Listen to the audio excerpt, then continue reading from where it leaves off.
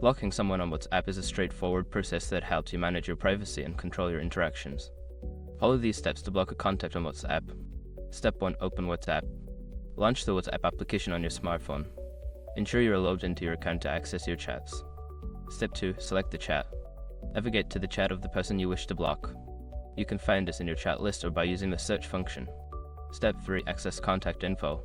Tap on the contact's name or number at the top of the chat screen. This will take you to the contact information page. Step 4. Block the contact. Scroll down to find the block contact option. Tap on it, and a confirmation message will appear asking if you are sure you want to block this contact. Step 5. Confirm blocking. Select block to confirm your choice. The contact will now be blocked and you will no longer receive messages or calls from them. By following these steps, you can easily block unwanted contacts on WhatsApp, ensuring a more comfortable messaging experience.